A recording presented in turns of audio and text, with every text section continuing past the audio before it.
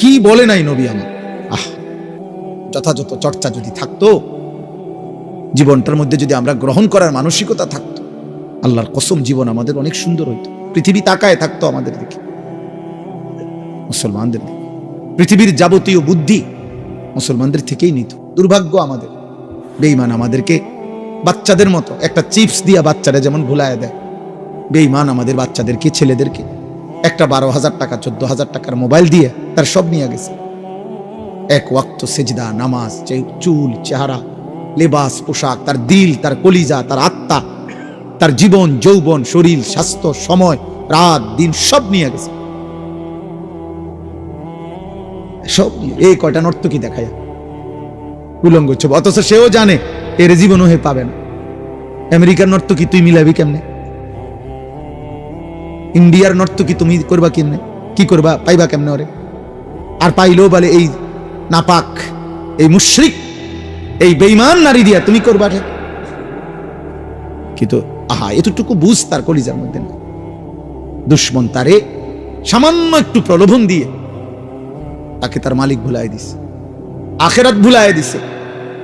মুসলমানের ঘরে ঘুমায়, বাবা মা মুসলমান, দাদা দাদি, নানা নানি মুসলমান, পুরা ফ্যামিলি মুসলমান, চারিদিকে মসজিদ, চারিদিকে মাদ্রাসা, প্রতি ওয়াক্ত নামাজের আজান হয়, চতুর দাড়ি টুপিওয়ালা কত মানুষ, চারিদিকে হাফেজে কোরআন আছে। এত কিছুর ভিতরে থাইকা ইসলামের চিহ্ন স্বরূপ মসজিদ আছে, মাদ্রাসা আছে, দাদা আছে, নানা আছে, বাবা আছে, মা আছে, দাড়ি টুপিওয়ালা মানুষ আছে, হাফেজে কোরআন আছে, আল্লাহর কোরআন আছে, আজান আছে। এত কিছু থাকার পরেও ইসলামের চিহ্ন এর ভিতরে থাইকাই মানুষরূপী যেই জানোয়ার 24 ঘন্টায় একটা সেজদা দেয় না, তার চাইতে নিকৃষ্ট বেয়াদব আসমানের নিচে জমিনের উপরে কোনো কুত্তাও হয় না। কোন কুত্তাও এরকম হয় না। কুত্তা। আস্তাগফিরুল্লাহ, আস্তাগফিরুল্লাহ। একটা ছেলে ইনসাফ করে বলো, চারিদিকের এত আয়োজন আল্লাহ মনে করে না? একটা বার তোমার মনে আসে না? চারিদিকে মুসলমানের পরিবেশ, প্রতি ওয়াক্ত নামাজে আজান হয়, একটা মসজিদে কমপক্ষে প্রত্যেকের কানে 10টা মসজিদের থেকে আজান আসে। দাদা মুসলমান, বাবা মুসলমান, মা চাচিরা মুসলমান, ঘরে আল্লাহর কোরআন আছে, কেউ না কেউ হাজি সাহেব আছে, চাচতো ভাই, জ্যাঠতো ভাই, মামতো ভাই, কেউ না কেউ হাফেজে কোরআন আছে। আখিরাত আমরা এভাবে ভুলে গেলাম, নামাজ আমরা এভাবে ভুলে গেলাম। নবীজি সাল্লাল্লাহু আলাইহি ওয়াসাল্লামের 23 বছরের মেহনত কার জন্য? আল্লাহর কোরআন তাহলে কার জন্য? এই কোরআন তাহলে কার জন্য নাজিল হইল? বলো না ভাই, বলো না বাবা। আমরা যদি কেউ এটা দরকার না লাগে তো এটা নাজিল হইল কার জন্য? এই কোরআন কাকে শিখাইতে চাইলো? তাই কার জন্য? আমরাই যদি পছন্দ না হয়, তোমরা যদি এই পরিমাণ ছেলে মুসলমানের সন্তান আব্বা, তোমাদের যদি এক ওয়াক্ত নামাজ পড়তে মন না চায়, তো নবী 23 বছর কার জন্য কাঁদলেন? তায়েফের রক্ত কার জন্য ঝরাইলেন? তিনি দান দান শহীদ করলেন কার জন্য? তাই পেটে ক্ষুধার কষ্টে পাথর বাঁধলেন কার জন্য? আমরা মুসলমান পরিচয় দেওয়ার পরও যদি আমাদেরই আল্লাহ পছন্দ না হয়, নবী পছন্দ না হয়, সুন্নাত পছন্দ না হয়, আমাদেরই যদি সেজদা দিতে মন না চায়, তো সেজদাটা দেবে কে? বলো না বাবা, একটা ছেলে বলো, নামাজটা পড়বে কে? তাইলে একটা জানোয়ার এই জন্য নামাজ পড়ে না, তাকে তো আল্লাহ তাআলা বলে নাই। এই জন্য আমি বলছি, কোরআনে আছে বেটা, আল্লাহ বলছেন ওয়াত্তাবা হাওয়াহু ফামাসালুহু কামাসালিল কালব। তো কোরআন শরীফের আয়াত, আল্লাহ বলছে মনের চাহিদা মতো, আল্লাহর বিধানের তোয়াক্কা না করে, রাসূলের হুকুমের পরোয়া না করে, নিজের মনের ইচ্ছা মতো যে চলে, খোদার কসম আল্লাহ তাকে বলছে, তার উদাহরণ, তার দৃষ্টান্ত কামাসালিল কালব, কুত্তার মতো। তো কোরআনের আয়াত, আমি তো এই বুঝ করেই কইছি আগে, আপনি যে সেদবেন, কেউ সিস্টেম নাই তো, আপনি কেমনে সেদবেন? আমি তো আয়াত বলতেছি, আপনি কার লগে রাগ হইবেন? আল্লাহ বলছেন এটা কামাসালিল কালব, সে কুত্তার মতো। কালবুন অর্থ কুকুর। সারা পৃথিবীর সমস্ত আলেম তালেব এলেমকে জিজ্ঞেস করে দেখো, কালবুন অর্থ কুকুর, একটাই অর্থ, আরেকটা অর্থ নাই, বিকল্প কোনো অর্থ কি নাই। তাইলে যে নামাজ পড়ে না, যে আল্লাহ চিনে না, যে হালাল হারামের পার্থক্য বোঝে না, সে তার মনের ইচ্ছা মতো চলে না। তাইলে এই জন্য ভাই, দুনিয়া ভোগ করা যাবে, দুনিয়া আল্লাহ তাআলা ভোগ করতে দিচ্ছেন, দিবেন, এটা আল্লাহর ওয়াদা। অনুগত অবাধ্য ইমানদার কাফের মুশরিক নাস্তিক মুরতাদ বেঈমান জন্তু জানোয়ার হাইওয়ান চতুষ্পদ জন্তু প্রত্যেককে আল্লাহ তাআলা দুনিয়া ভোগ করতে দিবে, এটা আল্লাহর ওয়াদা যে আমি দেব এটা। কিন্তু মূল বিষয় তো হলো আখিরাত, মূল বিষয় তো হলো পরকাল। আমার ভাই একজন বাবা বুঝেন, একজন বোন বুঝেন, পর্দার আলের মা বুঝেন, তোমরা ভাই একটা ছেলে বুঝো, তোমরা বলো ভাই কোরআনুল কারীম 30 পারা 23 বছরে আল্লাহ কোরআন নাজিল করেছেন শুধুমাত্র এই বিল্ডিং বাজার সংসার ঘর ব্যবসা এই দুনিয়া কেমনে করবো, এই জন্য আখিরাতের জন্য, আখিরাতের জন্য। রাসূলুল্লাহ সাল্লাল্লাহু আলাইহি সাল্লামের 23 বছরের মেহনত কি জন্য? এই যে আমার উম্মত কেমনে সিএনজি চালাবে, আমার উম্মত কেমনে চা দোকানদারি করবে, আমার উম্মত কেমনে আলু ফুলকপি পাতাকপির ক্ষেত করবে, এই জন্য না? কথা বলেন না, কি জন্য? আখিরাতের জন্য, আখিরাতের জন্য। নবীজি এই কোরআন নাজিল হয়েছে আখিরাতের জন্য, পরকালের জন্য। তো সেই পরকাল যদি মনে না পড়ে তো সে মুসলমান কিভাবে? সেই পরকালের কথা যদি মনে না পড়ে সে ইমানদার কিভাবে? ক্বালাতিল আ'রাবু আমান্না কুল লাম তুমিনু ওয়ালাকিন কুলু আসলামনা। আল্লাহ বলছে আরব বেদুইন মানুষ তারা বলতো নবী আমরা ইমানদার হয়েছি। আল্লাহ নিজে বলেন না বন্ধু, বলেন তোমরা ইমানদার হও নাই, তোমরা মুখে বলো যে আমরা মুসলমান, কিন্তু তোমরা এখনো ইমানদার হও নাই। শুধু শব্দ উচ্চারণ দিয়ে মুসলিম হয় না, খোদার কসম ভোটার আইডি কার্ড দিয়ে মুসলমান প্রমাণিত হয় না, জন্ম নিবন্ধন সনদে ধর্মের পাশে ইসলাম লিখলে ইসলাম প্রমাণিত হয় না, পাসপোর্টের মধ্যে ধর্ম ইসলাম লিখলে মুসলমান প্রমাণিত হয় না।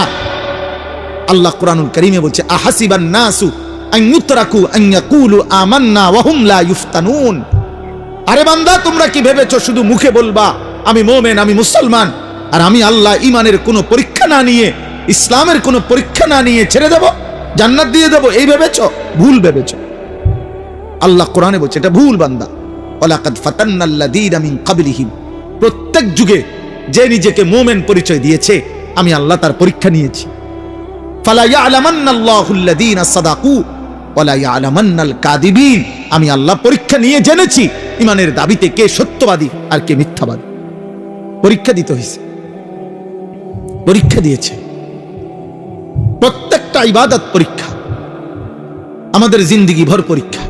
প্রতি ওয়াক্ত নামাজের টাইম হলে পরীক্ষা, সেজদা দিচ্ছি না দিচ্ছি না। প্রতি বছর পরীক্ষা, যাকাত আদায় করতেছি না করতেছি না। প্রতিবার রমজানের চাঁদ উঠলে পরীক্ষা, রোজা রাখতেছি না রাখতেছি না। প্রতিবার নারী সামনে আসলে মোবাইলে হোক আর রাস্তায় হোক পরীক্ষা, আমি তাকে দেখছি না চোখ নামাচ্ছি। টাকা সামনে আসলে পরীক্ষা, আমি হালাল টাকা নিচ্ছি না হারাম। খাবার সামনে আসলে পরীক্ষা, আমি কি হালাল খাবার খাচ্ছি না হারাম খাবার। এই পুরাটাই পরীক্ষা। প্রতিটা আদেশ আল্লাহর রাসূলের পরীক্ষা, প্রতিটা নিষেধ পরীক্ষা। দুনিয়াকে জন্য বলা হয় দারুল ইমতিহান, পরীক্ষার ঘর। আখিরাতকে বলা হয় দারুল জাযা, ফলাফলের ঘর। পরীক্ষা এখানে, ফলাফল সেখানে। দুনিয়াকে বলা হয় দারুল আমাল, আমলের ঘর। আখিরাতকে বলা হয় দারুল হিসাব, হিসাবের ঘর। আমল হবে এখানে, হিসাব হবে ওইখানে। পরীক্ষা হবে এখানে, ফলাফল মিলবে ওইখানে। আমার ভাই, আমার বন্ধু, আমার বাবা, আমার নওজোয়ান, আমার কিশোর ভাই, এই পৃথিবী বড় স্বার্থপর দোস্ত। মানুষ এখন অনেক বেশি যান্ত্রিক, মানুষ অনেক বেশি হুলস্থুল, মানুষের অনেক বেশি টাকা দরকার, মানুষের এখন অনেক বেশি সম্পদ দরকার, মানুষের প্রয়োজন এখন অনেক বাইরে গেছে। আগে আগে মানুষ জোয়ান বুড়া 2 বেলা ভাত খেলে সারত, 1 বেলা পানি ভাত খাইতো, আরেক বেলা শুধু গরম ভাত খাইতো, চলে যাইতো। আগে একটা বহন চা দিয়ে ভিজাইলেও চলে যাইতো, এখন হয় না, এখন হয় না। আগে ফিরিত বইয়েও ভাত খাওয়া যাইতো, এখন আপনার সোফা ডাইনিং টেবিল সবকিছুর প্রয়োজন অনেক। এখন ঘরকে ঘর, আগে মানুষ বাথরুম ওই পুকুরের ফারে আসিল, এখন ভিতরে বাথরুম, এবং একটাই হয় না, ঘরের ফ্যামিলি 6 জন, বাথরুম লাগে 2টা 3টা, মানে সবকিছুর প্রয়োজন মানুষের কি বেড়ে গেছে, বেড়ে গেছে। মেয়ে বিয়ে দিব, বাড়িঘর সুন্দর করো, ফোলা বিয়ে করাইবো, বাড়িঘর সুন্দর করো, জায়গা জমি আসেনি দেখো। তার মানে স্বার্থপর এই দুনিয়ায় মানুষের চাহিদা বেড়ে গেছে আব্বা। এই স্বার্থপরতার কারণে, চাহিদা বেড়ে যাওয়ার কারণে আজকে অভিভাবকদের হাতে সময় নাই, বাবা বাবার পথে, মা মার পথে। এই জন্য তোমরা অধিকাংশ কিশোর যুবক ছেলে এই অল্প বয়সে নারী, ছবি, মোবাইল, জিনা, ব্যভিচারের অস্থির দৃশ্য, আর এক ওয়াক্ত নামাজ না পড়ে, খোদার 365 দিনে ফজরের নামাজ কোনোদিন না পড়ে তোমরা জীবনটা পার করতে পারতেছ, চলতেছ, আহা আখিরাত নষ্ট করছো। এর একটা বড় কারণ এটা। আমার আজীবন আমি দেখছি, আমার পুরাটা জীবনে আমি আমার আম্মাকে দেখছি। আমার আম্মা স্কুলের ঘন্টা যেমনে বাড়ায়, ওই বেল ফিটে যে ঘন্টার টাইমে টুং টুং টুং করে ফজরের নামাজের ওয়াক্তে মা আমগরে এরকম ঘন্টা পিটটা ঘুম থেকে উঠেছে। আমরা 5 ভাই 3 বোন ছিলাম, 8 জন ভাই বোনকে মা উঠাইতো, 8 জন ভাই বোনকে মা ফজরের নামাজ পড়াইতো। আমার মায়ের বয়স এখন 75 বছর, এখনো আজকের এই দিনও মা আমার বাসায় আছে, এখনো আমার আম্মা আমগরে জিগায়, ফুত নামাজ পড়ছনি, নামাজ পড়ছনি। আমার মা আমারে, আমার এই জীবনে, আমার ওয়াজের এই জীবন আলহামদুলিল্লাহ প্রায় 21 বছর, এই 21 বছরে শতবার আমারে মা এই 2 কথা বারবার বলে। এক হলো ফুত নামাজ পড়ছনি, আর মা প্রায় বলে, সবসময় বলে, ফুত চাইও, কতখানে যাও, মানুষের লগে টাকা পয়সা লইয়া ঝামেলা করো না। এই কথা আমারে মা বহুবার বলছে। তাইলে আব্বা তোমরা এই পরিমাণ ছেলে মাশাআল্লাহ দেখো, কিন্তু তোমরা একটা ছেলে দাঁড়াইয়া বাকিদের দিকে দেখো, চেহারা সব, যদি এখানে 500 ছেলে হয়, 450 ছেলের চেহারায় নামাজের কোনো চিহ্ন নেই। এভাবে আল্লাহ ভুলে গেল কেন? মাথা নোয়াইলে কি হবে বাবা? আমি তো কিছুই বলতেছি না, আমি তো আমার পথে চলে যাব এখন। কে কার জন্য আটকায়? আমার জন্য আপনারা আটকাইবেন না, আপনাদের জন্য আমরা আটকাবো না। সবাই সবার মতোই দুনিয়া। হাসলেও রাত ভোর হয়, কাঁদলেও রাত ভোর হয়, বাসর রাতও ভোর হয়, ফাঁসির রাতও ভোর হয়, তাহাজ্জুদের যে সেজদা করে তার জন্য ভোর হয়, মদের আড্ডা, জুয়ার আড্ডা, নারীর আড্ডায় যে পড়ে থাকে সারা রাত, তার রাতও ভোর হয়। দুনিয়া তো থেমে যাবে না, সূর্য উঠবে, চাঁদ উঠবে, রাত আসবে, দিন আসবে, আলো আসবে, অন্ধকার আসবে। 25 সাল 26 সাল হয়েছে, 26 আবার 27 হবে, জানুয়ারি ফেব্রুয়ারি হবে, শনিবার রবিবার হবে, সকাল দুপুর হবে। এভাবে একদিন আমারে কবরে নিয়ে যাবে, তোমারে কবরে নিয়ে যাবে। স্বার্থপর এই দুনিয়া না তোমার দাদারে থাকতে দিছে, না বাবারে, না তোমারে দিবে। ফেরাউন রে দেয় নাই, নমরুদ রে থাকতে দেয় না, আবার ইমানদারকেও তো থাকতে দেয় না। দুনিয়াতে আব্দুল কাদের জিলানিও থাকে নাই, ফেরাউনও থাকে না, কেউ তো থাকে নাই রে বাপ। এত সহজে আল্লাহ তাআলা আমাদেরকে ইসলামের পরিচয় দেওয়ার পরও আমরা যদি ভুলে যাই, এর চাইতে বড় দুঃখ, খোদার কসম, কিয়ামতের দিন এর চাইতে বড় আফসোস আর থাকবে না। এই জন্য আপনারা সবাই জানেন, অনেকেই শুনছেন, নামধারী মুসলমান যে শুধু মুখে বলে, কর্মে নয়, বিশ্বাসে নয়, তাকে মুনাফিক বলে। আর মুনাফিক এত নিকৃষ্ট, এই নামধারী মুখোশধারী মুসলমান এত নিকৃষ্ট যে কাফের যারা, কাট্টা বেঈমান কাফের, তারা পর্যন্ত জাহান্নামে মুনাফিকের সাথে থাকবে না। মুনাফিককে এই জন্য সকলের নিচে জাহান্নামে ফেলে দাও। আবু জাহেল বলবে, আল্লাহ আমি মুনাফিকের লগে আমারে যেন আযাব না দেয়, ওরে আরো নামা, ওরে দেখলে আমার ঘৃণা হয়, কারণ আমি তো প্রকাশ্যেই বলছি আমি মুহাম্মদকে মানি না। কথা বলেন না?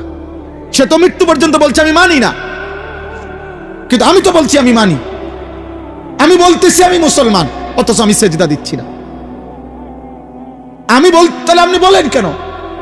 তোমরা যুবক যদি সারা বছর তোমাদের যদি বেঈমানের চুলটাই পছন্দ হয়, তো পুরা বেঈমানের আদর্শ, পুরা বেঈমানের ধর্ম গ্রহণ করতে অসুবিধা তোর কি বেটা?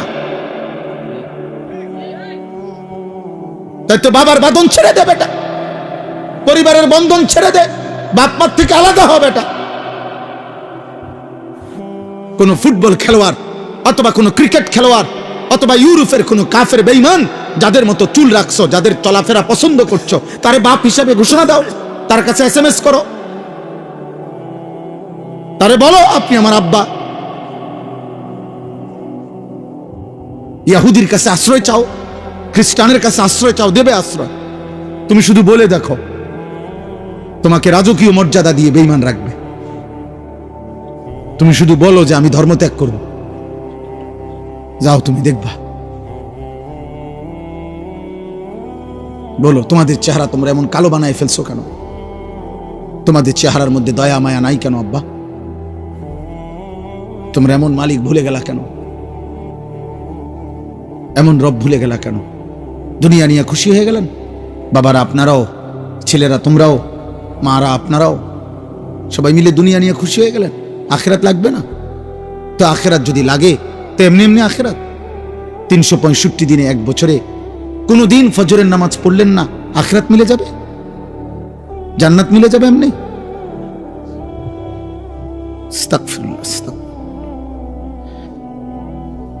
দেখেন এবারে আয়াতের তর্জমা শুনেন। আল্লাহ তাআলা বলেন, এই আমার তর্জমা বললেই কথা শেষ। 11 নম্বর পারা, 10 নম্বর সূরা, সূরা ইউনুস।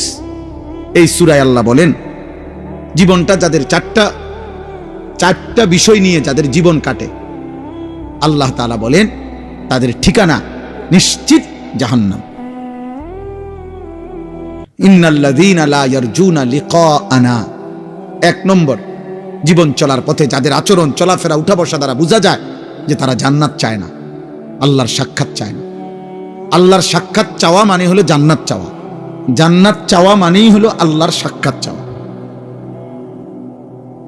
চলাফেরা, লেবাস, পোশাক, আচরণ, উচ্চারণ, লেনদেন, সারাদিনের জওয়ান বুড়ার কথাবার্তা, উঠা বসার দ্বারা বোঝা যায় উনি মূলত জান্নাত চায়। আপনি কোন তাইলে, নাহলে আমারে কোন একজন 60 বছরের চাচা যারা বিড়ি খান, আল্লাহর দোহাই আপনি এনে দাঁড়াই, এনে আইসা যে আমি বিড়ি খাই হুজুর, তবে আমি জান্নাতের আশা করি, আপনি আসেন তো। জান্নাতের আশার সাথে বিড়ি সাংঘর্ষিক না? কথা বলে না কেন তো? তাইলে তো আমি কেমনে বুঝতাম আপনি জান্নাতের আশা করেন? একজন চাচা বলেন যিনি 60 বছর হওয়ার পরেও চা দোকানে বসে টেলিভিশনে নর্তকীর নাচ গান দেখেন, আপনি এখানে বলেন আমি জান্নাতের আশা করি? বলুক। 6 লাখ টাকা 12 লাখ টাকা সুদে কিস্তিতে নিয়া যে ফুতেরে বিদেশ পাঠাইছেন, আল্লাহর কসম করে এখানে অনেকগুলো ক্যামেরা আছে, আপনি এনে দাঁড়াইয়া বলেন তো, আশা এখানে আসেন, এখানে আজ হুজুর আমি 12 লাখ টাকা 6 লাখ টাকা সুদে নিয়েছি, কিস্তিতে নিয়ে ফুলাগারে বিদেশ পাঠাইছি, এই আশায় আল্লাহ যাতে আমার জাহান্নাম থেকে মুক্তি দেয়, ফুলাগার উসিলায় যাতে আমি জান্নাত যাইতে পারি। দেখো কেন হুজুর আছে মুরব্বী আমার, বলেন একজন চাচা বলেন এসে কি ভাই? তাহলে এর অর্থ কি? তো আখিরাত কোথায়? আপনার জান্নাতের আশা কোথায়? আপনার আচরণ দ্বারা আপনি বুঝান, আপনার উঠা বসা দ্বারা আপনি বুঝান। ইনসাফ করেন, ইনসাফ করেন। কোরআনুল কারীমের মধ্যে আছে, আল্লাহ তাআলা বলছেন, ওয়ালা সাউফা ইউতিকা রাব্বুকা ফাতারদা। আল্লাহ বলছে, বন্ধু আপনার সুপারিশ আমি নেব, এবং আপনার সুপারিশে আমি এত বেশি পরিমাণ লোককে জান্নাত দেব, আপনি খুশি হবেন। কিন্তু এই কথা আল্লাহ বলে নাই যে একটা লোককে জাহান্নাম দেব না, এটা বলে নাই, আপনারে খুশি করে দেব। এখন আমার প্রশ্ন হইল, শুধু আমি প্রায় বলি যে মনে করেন 100 কোটি মানুষ নবীর উম্মত ধরে নেন, তো আল্লাহ বললেন আমারে, জানিস তোমার নবীর সুপারিশে সকলকে আমি আল্লাহ জান্নাত দিলাম, শুধু তুমি আনিসকে জাহান্নাম দিলাম একজন, আর বাকি সবাইরে জান্নাত দিলাম। তাহলে আমার বাপ বলেন, বাকিরা সবাই জান্নাতি হলে আমি আনিস যদি জাহান্নামী হই, তো আমার কি লাভ? তো নবীকে তো আল্লাহ খুশি করবেন বুঝলাম, কিন্তু আমারে যদি জাহান্নাম দেয়, বুঝেন না এমন কথাটা? আল্লাহ তো সুপারিশ গ্রহণ করবেন, আমিও বলি, কিন্তু সুপারিশ মানে ফয়সালা, সুপারিশ মানে ফয়সালা। কথা বলেন, আপনারা বুঝেন না আমার কথাটা? কোন ব্যাপারে কেউ সুপারিশ করা মানে ফয়সালা দেয়, তাহলে বুঝা গেল সুপারিশের পরে ফয়সালা আর একটা ভিন্ন কিছু আছে কিনা, সেটা কার কাছে? সুপারিশ করবে কে? নবীজি। সুপারিশ করবে কে? ফয়সালা দেবে কে? তো ফয়সালাতে যদি একজনের বাদ দেয়, আর সেটা যদি আমি হই, 10 জনকে যদি বাদ দেয়, তো 10 জনের মধ্যে যদি আমার নাম থাকে, 20 জনকে যদি বাদ দেয়, তো 20 জনের মধ্যে যদি আমার নাম থাকে, তো জাহান্নাম, আখিরাত, জাহান্নাম কি 1-2 ঘন্টার মুআমালা? জাহান্নাম কি 2-1 বছরের বিষয়? আদি ভাইয়া আব্বা বোঝো, এক ছেলে বোঝো, মুসলমানের সন্তান, আমি চিল্লাই কেন? আমার অস্থিরতাটা কেন আব্বা? আমি তো তোমার জন্য ভাবলাম, কে তোমারে ফিরাবে, কে তোমারে আল্লাহ চিনাবে? সবাই তো তোমার থেকে বসে আছে দুনিয়া ভোগ করতে। কোন দিন পয়সা কামাই করবা? পুরা ফ্যামিলি বইয়া রইছে, পয়সা কামাও, টাকার দরকার। কি নমাজ রোজা তোর আল্লাহ খোদা তুই বুঝ, তুই আমার টেহা দে,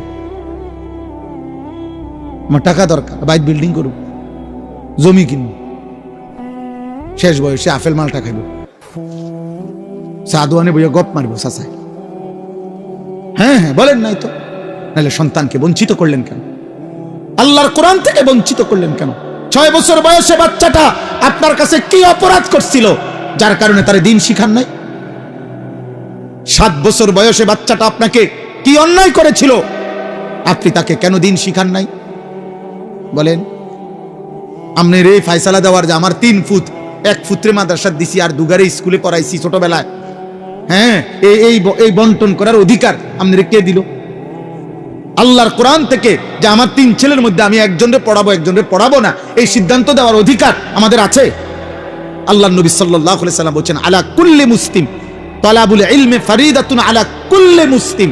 আলা কুল্লি মুসলিম মানে কি? 3 জনে একজন, 4 জনে একজন, তো কেটা কেটা?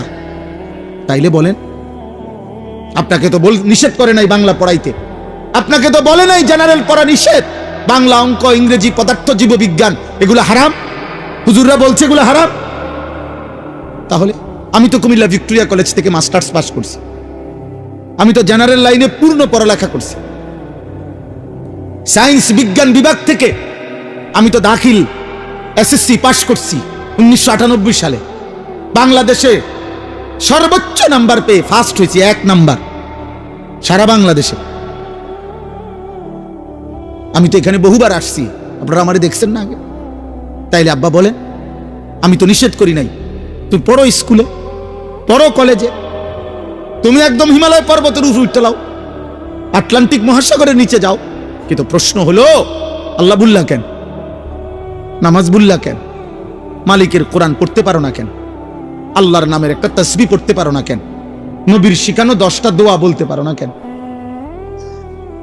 হ্যাঁ, এটা বাধা কিসে? এটা ছুটে গেল কেন আব্বা? বাথরুমে ঢুকতে দোয়াটা পারো না কেন? বের হইতে দোয়াটা পারেন না কেন? আপনি না মাস্টার্স করছেন, আপনি না এসএসসি পাস করছেন, আপনি না ইন্টারমিডিয়েট পাস করছেন, আপনি না অনেক কিছু করছেন, তো এটা ভুলে গেলেন কেন? এটা বাদ দিলেন কেন? আখিরাত বাদ দিলেন কেন?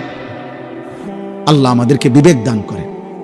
চলেন, আল্লাহ তাআলা বলেন যে আল্লাহর সাক্ষাৎ চায় না মানে জান্নাত চায় না। 2 ওয়ারাদু বিল হায়াতিদ দুনিয়া, যে দুনিয়ার জীবন পেয়ে খুশি হয়ে গেছে। কি পেয়ে খুশি হয়েছে বলেন? দুনিয়ার জীবন। খাইতেছে, ঘুম যাইতেছে, হ্যাঁ দুনিয়া লইয়া মোটামুটি মনের চাহিদা পূরণ হইতেছে, নাচতেছে, খাইতেছে, ফুর্তি করতেছে। মন চাইলে এক বেলা পরিশ্রম করে, আরেক বেলা গান শুনে, বা এক বেলা মেহনত করে, আরেক বেলা সাদওয়ানে গপ মারে। কোনো অসুবিধা নাই, মানে ভালোই চলছে আল্লাহর রহমতে। কি অবস্থা কাকা, কেমন আছে? ভালো, আল্লাহ ভালো রাখছে, আল্লাহর ভালোই রাখছে। মানে দুনিয়া পেয়ে খুশি, দুনিয়া পেয়ে। আমাদের যুবক ছেলেরা, কিশোর ছেলে, তোমরা আব্বা শুধু একটা মোবাইল ব্যবহারের স্বাধীনতা পাইছো তুমি, অর্থাৎ তোমার বাবা অক্ষমতার কারণে, তোমার মায়ের দুর্বলতার কারণে ওরা তোমারে ধরতে পারে নাই, ওরা তোমারে ফিরাইতে পারে নাই, ওরা তোমার কাছে ব্যর্থ হয়ে গেছে। তোমার গাদ্দারের মতো চেহারা, তোমার মুশরিকের মতো চুল, আর তোমার বেঈমানের মতো চোখের চাহনি আর চলাফেরা দেখা বাবা কাঁপে, মা ভয় পায় যে তারে দেখতে শুনতে যেই চুল চেহারা, তারে কইলে বেশি কিছু কইলে কুন্ডা করে কি মাথা ফাটাইয়ালায়, না বিল্ডিং ভাঙ্গিয়ালায়, না আলমারি ভাঙ্গিয়ালায় বলা যায় না। আপন মা আপন বাবা সিদ্ধান্ত নিছে, পরে আর আল্লাহর কথা বলবো না, পরে আর নামাজের কথা বলবো না। হায় সন্তান, খোদার কসম, তোর উপরে আল্লাহর সবচেয়ে বড় লানত, অভিশাপ যে তোর মা তোরে আর বলে না, তোর বাবা আর তোরে ফিরায় না রে আব্বা। তোর জীবনের সবচেয়ে বড় দুর্ভাগ্য, বদনসিব।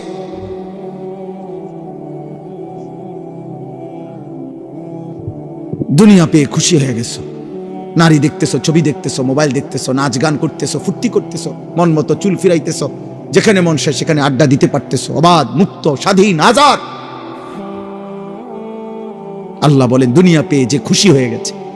3 ওয়াতমাআন্নু বিহা, যেটুকু দুনিয়া অর্জন করেছে মৃত্যুর আগে এতটুকুর উপরে নিশ্চিন্ত হয়েছে। জি, নিশ্চিন্ত। এগুলো হলো চাচাদের ব্যাপারে। বয়স্করা শেষ বয়সে হিসাব মিলাইয়া নিশ্চিন্ত। যাক, আল্লাহর রহমতে আমনগো দোয়ায়, 10 জনের দোয়ায় হুজুর দোয়া করবেন।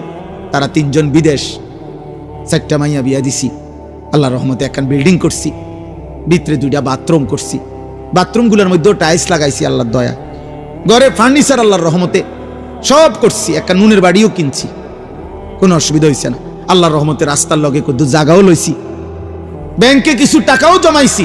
এই আল্লাহ ভালো রাখছে। আল্লাহর কাছে যা চাইছি আল্লাহ দিছে। এই যে দুনিয়া মিলাইয়া কি নিশ্চিন্ত যেন আলহামদুলিল্লাহ আমার 60 বছরের জিন্দেগি সার্থক। আল্লাহর কাছে যেমনে চাইছি, ফোলাগুনের বিদেশ, মাইয়ার বিয়া, বিল্ডিং, ঠিক আল্লাহ এমনে দাগে খুতিয়ানে মিলাইয়া আল্লাহ দিছে আমার। ওয়াল্লাযীনা হুম আন আয়াতিনা গাফিলুন। আর 4 নাম্বার হলো আল্লাহ বলেন প্রতিনিয়ত আমি আল্লাহর বিধান, আমার হুকুম, আমার আহকাম, আমার আয়াতের ব্যাপারে যারা গাফেল। দুনিয়া তো সব বুঝে, উনি ইটও চিনে, বালুও চিনে, সিমেন্টও চিনে, উনি রাজমিস্ত্রিও চিনে, কাঠমিস্ত্রিও চিনে, উনি ভাত মাছ চাল ডাল আলো অন্ধকার রোদ বৃষ্টি হাসি কান্না নারী পুরুষ আনন্দ বেদনা সব বুঝে। কোনটা হালাল টাকা, কোনটা সুদের টাকা, কোনটা কিস্তি সব বুঝে। উনি শুধু আখিরাত বুঝে না। তাব্বাত ইয়াদা সূরাটা কইতারে না, কুল হু আল্লাহ সূরাটা কইতারে না, আত্তাহিয়াতু শুদ্ধ করে পড়তে পারে না। আল্লাহ নাই, আখিরাত বুঝে না, আল্লাহর বিধান বুঝে না। আল্লাহ বলেন এই 4টা জিনিস জান্নাত চায় না, দুনিয়া নিয়ে খুশি হয়ে আছে, যেটুকু দুনিয়া অর্জন করেছে এটুকুতে নিশ্চিন্ত, আর আল্লাহর আয়াত আল্লাহর বিধানের ব্যাপারে গাফেল। আল্লাহ বলেন উলাইকা মাওয়াহুমুন নারু বিমা কানু ইয়াকসিবুন। আল্লাহ তাআলা বলেন এই মানুষগুলো সারা জীবনে যা অর্জন করেছে এই সব কিছুর বিনিময়ে তাদের ঠিকানা আন্নার, জাহান্নাম। আল্লাহ ছেড়ে, আখিরাত ছেড়ে, হালাল হারাম ছেড়ে, জায়েজ নাজায়েজ ছেড়ে, পর্দা পুশিদার সেজদা নামাজ বন্দিগি এই সব বাদ দিয়া আপনি শুধু দুনিয়া সাজাইছেন। আল্লাহ বলছে এই দুনিয়ার সমস্ত কিছুর বিনিময়ে এই বাড়ি, এই বিল্ডিং, এই দালান, এই সংসার, এই ব্যবসা, এই উপার্জন, এই সব কিছু তাকে জাহান্নামে পৌঁছাবে। কোথায় পৌঁছাবে? জাহান্নাম। অতএব প্রত্যেকের কাছে অনুরোধ, আখিরাতের ফিকির করেন। কিশোর ভাই, যুবক ভাই, তোমার অনুরোধ করলাম, বাবা তুমি আল্লাহর দিকে ফেরো। তোমার কথা তুমি ভাবো, এই পৃথিবী তোমারে মনে রাখবে না। নাফরমানকে আল্লাহ কোরআনে বলছে ইন্না নাসিনাকুম। আল্লাহ তাআলা বলছেন তুমি যেমন দুনিয়ায় আমাকে ভুলে গেছো, আজ আখিরাতে আমি তোমাকে ভুলে গেলাম। কাযালিকা আতাতকা আয়াতুনা ফানাসিতাহা ফাকাযালিকাল ইয়াউমা তুনসা। দুনিয়ায় আমার আয়াত তুমি ভুলে গেছিলা, আজ আখিরাতে আমি আল্লাহ তোমাকে ভুলে গেলাম।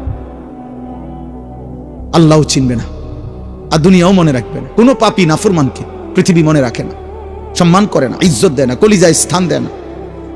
আব্দুল কাদের জিলানী রাহমাতুল্লাহ আলাইহি মানুষের কলিজায়, বাইজিদ বুস্তামি মানুষের কলিজায়, জুনায়েদ বাগদাদি মানুষের কলিজায়, এই আজকের শহীদ শরীফ উসমান হাদি রাহমাতুল্লাহ আলাইহি এই ইমানদার যুবক মানুষের কলিজায়।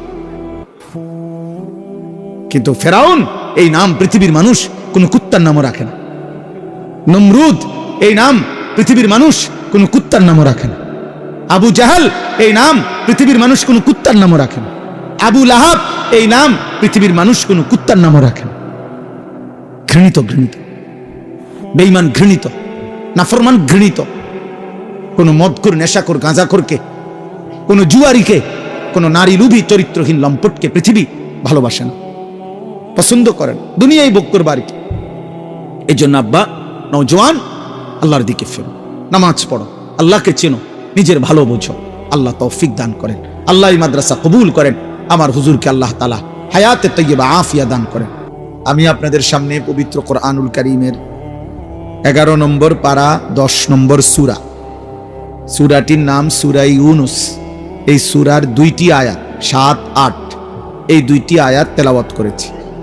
অল্প একটু সময়, ইনশাআল্লাহ এইটুকু সময়ের মধ্যে আমি এই 2টি আয়াতকে সামনে রেখে সামান্য কথা আরজ করতে চাই। আল্লাহ তাআলা আমাদেরকে তৌফিক দান করেন। নওজোয়ান ভাই, তোমাদেরকে আবারও বলছি ভাইয়া, চালাকি করে, কৌশল করে মোবাইল হাতে ধরে ভিডিও রেকর্ড করো না। চালাকি করার কি দরকার? কৌশল করার কি দরকার? কোনো আলেমে দ্বীনের কোনো কথাই যদি তুমি শুনতেই রাজি না থাকো, ওনার কথা যদি নাই মানো, তো তুমি আর বসারই বা কি দরকার? তুমি তো প্রথম আচরণেই বললা যে আমি আপনার কথা শুনবো না, মানবো না। তো তাইলে ভাই আর বাকিটা শুনে লাভ কি? বাকিটাও তো মানা না মানারই প্রশ্ন। আমাদের ওয়াজের তো এইটাই মাকসাদ। এটা তো মানা না মানারই বিষয়, উপদেশ গ্রহণের বিষয়। সেটাই যদি আমার না হয় মানসিকতা, তার দরকার কি শুনে? কোরআনুল কারীমের মধ্যে আল্লাহ তাআলা বলছেন, ওয়ালাকাদ ওয়াসালনা লাহুমুল কাওলা লাআল্লাহুম ইয়াতাযাক্কারুন। আল্লাহ তাআলা বলেন, আমি আমার কথাগুলো, মানে আল্লাহর কথাগুলো বারবার বলেছি। ওয়াসালনা মানে হলো একটা কথাকে মজবুত করছি বারংবার বলে, যেন আমার বান্দারা উপদেশ গ্রহণ করতে পারে। তাহলে কোরআনুল কারীমের সমস্ত কথার মাকসাদ নসিহত, উপদেশ।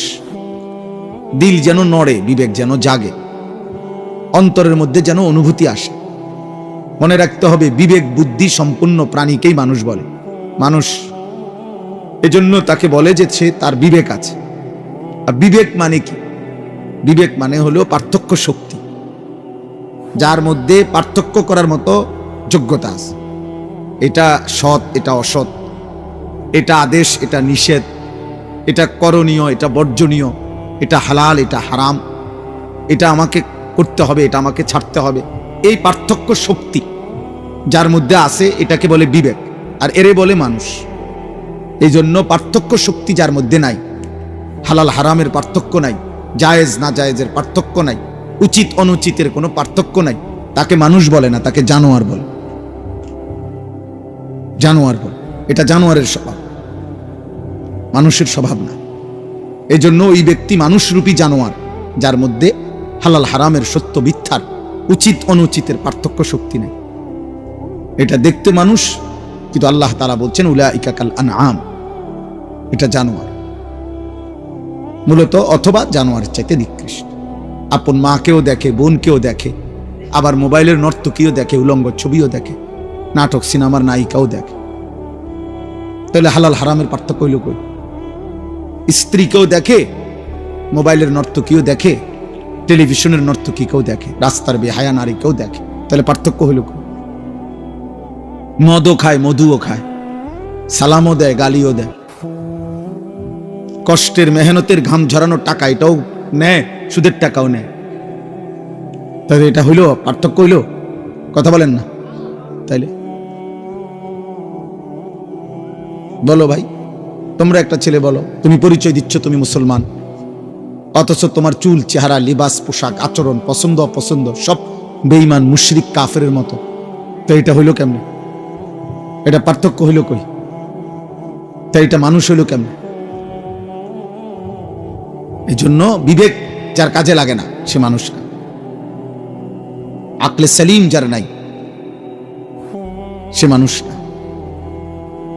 এটাই সত্য কথা। আমরা বলেন, আপনারা বলেন, নাই তো একেবারে সহজ বাংলা উদাহরণ বলেন যে একটা ছাগল, একটা কুকুর, দেখতে দুটোটার সাইজ সমান, ছাগল আর কুকুর সাইজে কাছাকাছি, এবং উভয়টার সৃষ্টিকর্তা আল্লাহ, উভয়টার দেহে রক্ত গোশত দিছেন আল্লাহ। অথচ কুকুর এর গোশত হালাল না হারাম? কে হারাম করছে? ছাগলের গোশত হালাল না হারাম? কে হালাল করছে? তাহলে আল্লাহ হারাম করলে যদি কুকুরের গোশত হারাম হয়, আপনি খান না। আল্লাহ হালাল করলে যদি ছাগলের গোশত হালাল হয়, আপনি খান। তো আল্লাহ হারাম করার পরেও আপনি সুদ খান কেন? হ্যাঁ বলেন তো। তাহলে যদি আপনি সুদে খান, তো তাহলে আপনার কাছে কুত্তা আর ছাগলের মধ্যে পার্থক্য কই? বলেন না কেন? তো তাহলে এই জন্য এটা বড় বিষয়। একটা ছেলেকে বললাম, একজন বাবাকেও বললাম, পর্দার আড়ালের মা বোনকেও বললাম, আমাকেও বললাম, পার্থক্য শক্তি থাকতে হবে। একে মানুষ বলে। যেখানে একজন মানুষ হওয়ার জন্য পার্থক্য শক্তি থাকা দরকার, সেখানে একজন মুমিনের জন্য কি পরিমাণ দরকার? একজন মুসলমান হওয়ার জন্য কি পরিমাণ দরকার? আল্লাহর নবী সাল্লাল্লাহু আলাইহি ওয়াসাল্লাম বলছেন, আল হালালু বাইয়িন ওয়াল হারামু বাইয়িন। উম্মত, যা কিছু হালাল তা আমি স্পষ্ট বলেছি, যা কিছু হারাম আমি আল্লাহ, আমি রসুল স্পষ্ট বলেছি, বলে দিয়েছি। আলো অন্ধকার পরিষ্কার করে দিছি, রাত্র দিন স্পষ্ট করে দিছি, স্পষ্ট করে দিছি। কুরআনুল কারীমের মধ্যে আছে, আল্লাহ তাআলা বলছে, কুল তাআলাউ আতলু মা হাররামা আলাইকুম রাব্বুকুম। হে নবী, আপনি বলুন যে হে দুনিয়াবাসী, শুনো আমার আল্লাহ তোমাদের উপরে কি কি হারাম করেছেন, আমি আল্লাহর পক্ষ থেকে মুহাম্মদ সাল্লাল্লাহু আলাইহি ওয়াসাল্লাম তোমাদেরকে শোনাচ্ছি। তো শুনাইছেন কোনটা হালাল কোনটা হারাম। তো সেখানে একজন মুসলমান, তার মধ্যে হালাল হারামের পার্থক্য না থাকলে সে মানুষ হয় কেমনে, মুসলমান হয় কেমনে? এই জন্য আব্বা তোমরা বলো, আমি প্রতিদিন এটা জিজ্ঞাসা করি, সেই সকাল থেকে রাত পর্যন্ত নিজেকে মুসলিম পরিচয় দেওয়ার পরেও যে একটা ওয়াক্ত নামাজের সেজদা দিলা না, একটা সেজদা দিলা, তুমি মুসলমানের বাচ্চা কেমনে, মানুষের বাচ্চা কেমনে? তুমি জানোয়ার না তো জানোয়ারটা কে? এই বেনামাজ বলো, একটা বেয়াদব বলো অসভ্য, বেনামাজি তো অসভ্য, বেনামাজি তো বেয়াদব। যার কপালে সেজদা নাই সে সবচেয়ে বড় গাদ্দার, অকৃতজ্ঞ। অকৃতজ্ঞকে মানুষ বেয়াদব বলে। এটা একেবারে পৃথিবীর যেই কোনো ভাষায়, যেই কোনো অঞ্চলে যে কৃতজ্ঞতা স্বীকার করে না, বেটা আমি আজকে 2 বছর ধরে সবসময় লগে লগে রাখলাম, সবসময় সুখে দুঃখে তোর পাশে ছিলাম, আর অন্তই আমার চিনস না বেটা, তুই মানুষের বাচ্চা বেটা। মানুষ এমনি কয় না? তো আল্লাহ তাআলা তো বলে, বান্দা 24টা ঘন্টা গোটা কায়নাত আমি তোকে দিলাম, তুমি আমাকে একটা সেজদা দিলা না, না ফরমান, তুই মানুষের বাচ্চা। এত বড় আসমান দিয়ে তোর থেকে একটা সেজদা পাবো না? এত বড় জমিন, চন্দ্র, সূর্য, আলো, বাতাস, রোদ, বৃষ্টি, নিঃশ্বাস, অক্সিজেন, হার্টবিট, চোখের পাওয়ার, হাতের শক্তি, পায়ের শক্তি, এই কায়নাতের সমস্ত কিছু, স্ত্রী, সন্তান, অর্থ, সম্পদ, ঘুম, নিদ্রা, এই সবকিছু 24 ঘন্টা দিয়ে আমি আল্লাহ একটা সেজদাও পাবো না? তুই মানুষের বাচ্চা কেমনে? এই বেয়াদব না তো বেয়াদব কোনটা? এই জন্য এটা মনে রাখতে হবে, বেনামাজির চাইতে বড় বেয়াদব আসমানের নিচে, জমিনের উপরে কোনো জানোয়ারও হয় না। বেনামাজির চাইতে অসভ্য আর কেউ নেই, কোনো জানোয়ারও নেই। কারণ জানোয়ার তো বেয়াদব না, জানোয়ার তো জানোয়ারে। কুকুর কি আদব বলা না বেয়াদব বলা? কি আদব কি তা বেয়াদব কি তা? ছাগলের আবার আদব কি আর বেয়াদব কি? ছাগল তো ছাগলে, এর কি কোনো হালাল হারাম আছে? কথা বলেন না কেন? জায়েজ না জায়েজ আছে কিছু? তো তাইলে এটা বোঝা উচিত। সামান্যতম ভাইয়া, বাবা, ছেলেরা মনে রাখো, আব্বা, এই দিন রাত্রি তোমাদের এই মোবাইলের শেষ, মোবাইলের এই আসক্তি একদিন তোমাদের এখনই একদিন নিশ্চিত মনে পড়বে যে প্রতিবন্ধী, মানসিক ভারসাম্যহীন, কোন কাজে ধৈর্য, সহ্য, ধীরস্থিরতা এবং পরিশ্রম করার মতো শক্তি, উদ্দীপনা মোবাইলে আসক্ত নাফরমানের থাকে না। ও কোনো কিছুতেই ধৈর্য ধরতে পারে না।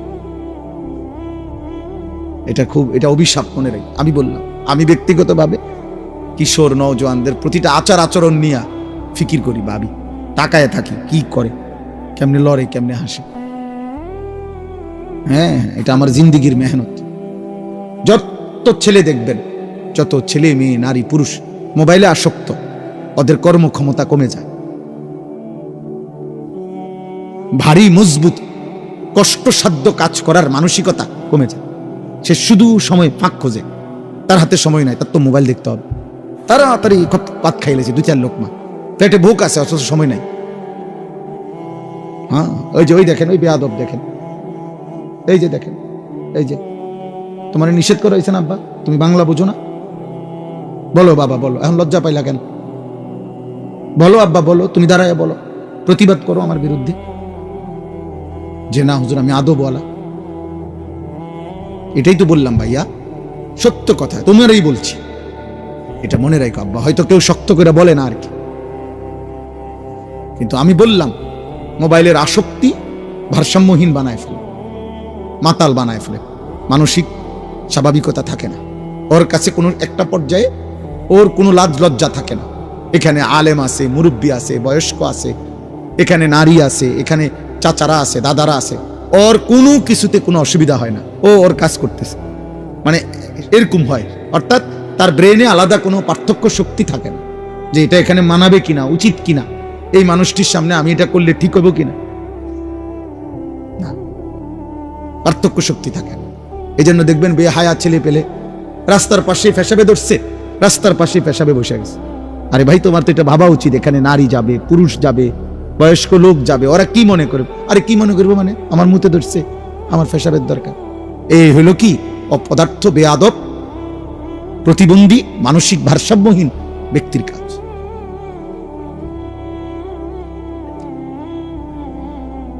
অথচ আল্লাহ নবী সাল্লাল্লাহু আলাইহি সাল্লাম, সাহাবায়ে কেরাম বর্ণনা করছেন, আল্লাহ নবী বলছেন রাস্তায় তোমরা বসবা না, বসতে পর্যন্ত নিষেধ করছে, পেশাব তো দূরে থাক। হ্যাঁ, আল্লাহ রাসূল সাল্লাল্লাহু আলাইহি সাল্লাম বলছেন সাবধান, তোমরা বসবা না। ইয়াকুমুল জুলুসা ফিত তুরুকাত, সাবধান, তোমরা রাস্তায় বসা থেকে বিরত থাকো। সাহাবারা বলছেন ইয়া রাসূলুল্লাহ, মাঝে মাঝে আমাদের অবস্থা এত সংকীর্ণ যে রাস্তায় আমরা এক পাশে যদি কয়েকজন আমরা না বসি, আমাদের এই ছাড়া একত্রে কথা বলার মতো কোনো জায়গায় নাই। মাঝে মাঝে আমাদের অবস্থা এমন হয়, তখন আমরা কি করব? আল্লাহ নবী সাল্লাল্লাহু আলাইহি ওয়াসাল্লাম বলছেন তাহলে তখন রাস্তার হক আদায় করবা, ফাআতুত তারিকা হাক্কাহু, রাস্তার হক আদায় করবা। তো সাহাবারা বললেন ওমা হাক্কুত তারিক, ইয়া রাসূলুল্লাহ, রাস্তার হক? নবীজি বললেন গদ্দুল বাসার, চোখ নামায় রাখা। ভিন নারী, ভিন মানুষ চলতে পারে, তুমি সেখানে তাকাবা না, চোখ নামাবা। এক, কাফুল আদা, রাস্তা থেকে কষ্টদায়ক জিনিস সরায় দিবা। তিন, রদ্দুস সালাম, কেউ সালাম দিলে সালামের জবাব দিবা। চার, আমরুন বিল মারুফ, নেক কাজের কথা বলবা।